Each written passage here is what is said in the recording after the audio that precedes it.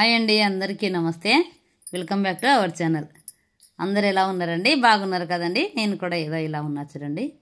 మా వీధిలో దుర్గా నవరాత్రులు చాలా చక్కగా జరుగుతున్నాయి. మా ఇంటికి దగ్గరలో ఉందన్నమాట. మేమైతే అక్కడికి వచ్చాము చూడండి.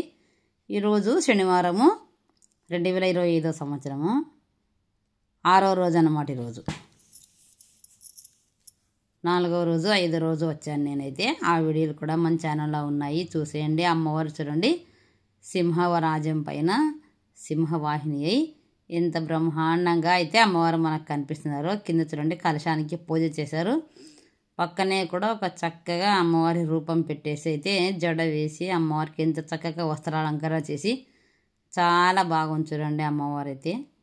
ఇక మనకు పెద్దగా కనిపిస్తున్న అమ్మవారు అయితే చూడండి ఎంత బ్రహ్మాండంగా అయితే అమ్మవారు ఉన్నారో. మనకు చాలా బాగా చేశారు. అమ్మవారికి పూలమాలలు చక్కగా అలంకరించారు చూడండి. నిమ్మకాయల దండలు పూలమాలలు వేసి ఉదయాన్నే అనమాట 9 గంటలకి 8 గంటలకి ఆ మధ్యలో 8 తర్వాత పూజారి గారు వస్తారు అనమాట. ప్రతిరోజు కూడా వచ్చి పూజ ప్రారంభిస్తారు. అంతలోపుగా అమ్మవారికి చీరను కట్టి చక్కగా రెడీ చేసి పెడతారు. పూజారి గారు వచ్చాక ప్రతిరోజు కూడా పూజలు చేసి అందరూ పళ్ళు పలహారాలు నైవేద్యాలు అన్నీ తెచ్చింటారు. చాలామంది పూజ చేస్తూ ఉంటారు. మార్నింగ్ పూట అంతా పూజారి గారు వచ్చి అంతా పూజ అంతా జరిపించేస్తారు.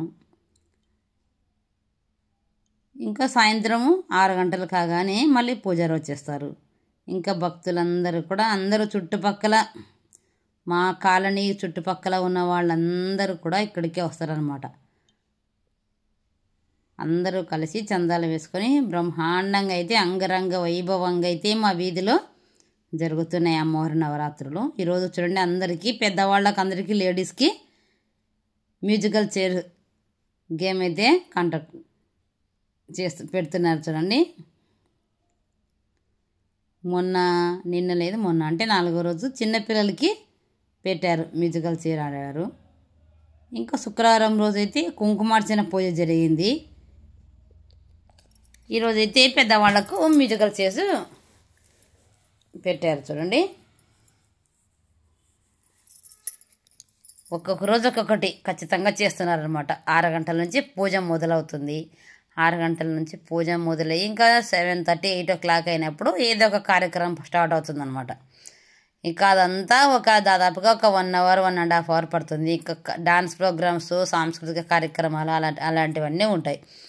ఇంకా అదంతా అయిపోగానే అన్నప్రసాద వితరణ ఉంటుంది చూడండి. మామూలు పూజ చేస్తున్నప్పుడు కూడా అందరు ప్రసాదాలు పంచి పెడతారనమాట అందరికీ. అమ్మవారికి ఎవరెవరి ఇళ్లలో నుంచి తీసుకొని తెచ్చుంటారు ఏదన్నా నైవేద్యాలు అమ్మవారికి సమర్పించి పూజారి గారు అన్నీ అమ్మవారికి ఎక్కించి పూజ చేసి ఇచ్చాక అవన్నీ ప్రసాదంగా అందరికీ పంచుతారు.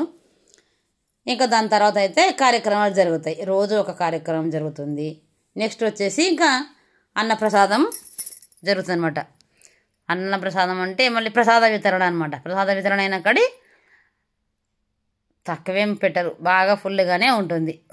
ప్రతిరోజు కూడా అందరు ఇంటి దగ్గర చక్కగా రెడీ అయిపోయి పూజలు చేసేసుకొని వచ్చేస్తారు అనమాట. ఇక్కడ భక్తికి భక్తి వస్తుంది, ముక్తికి ముక్తి వస్తుంది.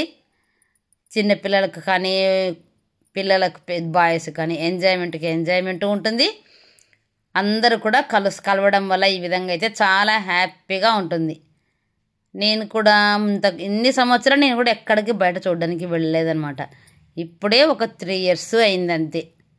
నవరాత్రులు అంటే ఇలా జరుగుతాయి అని ఇప్పుడే చూస్తున్నాను నేను అనమాట. ఇక్కడే ఫస్ట్ ఈ ఊర్లో వచ్చాకనే 3 years ఇప్పటికే అంతే. సంతోషంగా ఉంది, నాకు కూడా అయితే చాలా సంతోషంగా ఉంది. మన వీడియో నచ్చితే లైక్ చేయండి, షేర్ చేయండి, సబ్స్క్రైబ్